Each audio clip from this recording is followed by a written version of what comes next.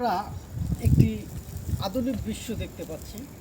আমরা দেখতে পাচ্ছি এই ডিজিটাল বিশ্বে, এই আধুনিক বিশ্বে এই নারী পুরুষের সমান অধিকারের একটি জাতি, একটি বিশ্বে আমরা এক অবাস্তব সেই আদিম যুগের, আইয়ামে জাহিলিয়া যুগের, অন্ধকার যুগের সেই কালচার দেখতে পাচ্ছি একটি জাতির ভিতরে, একটি গোষ্ঠীর ভিতরে, একটি দেশের ভিতরে।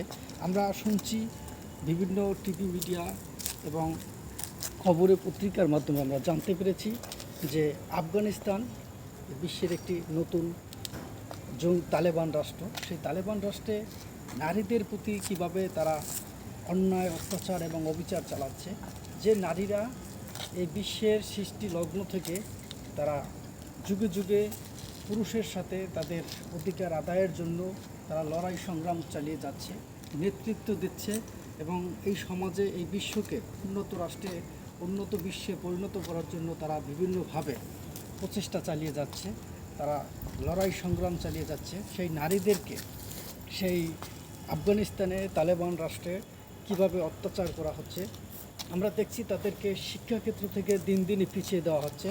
সেখানে নাকি সরকারিভাবে তারা আইন করেছে যে নারীরা প্রাথমিক শিক্ষার বেশি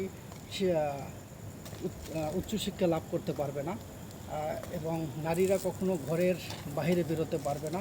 এমনকি সেই নারীদের প্রতি তারা এমনভাবে কঠোর আচরণ করেছে যে নারীরা যদি কোনো প্রকার অন্যায় করে বা কোনো প্রকার আইনের বিরোধিতা করে, সেখানে নারীরা যতক্ষণে তাদের হাড্ডি না ভাঙবে শরীরের, ততক্ষণ পর্যন্ত নাকি তাদেরকে পিটানো, তাদেরকে বিচার করার আছে। এটি কোন কোন যুগের? এটি একদমই আইয়ামে জাহিলিয়া যুগের, সেই অন্ধকার যুগের রীতিনীতি, সেই কার্যকলাপ। এগুলো থেকে এই দেশের সেই আফগানিস্তানের নারীরা মুক্তি চায়।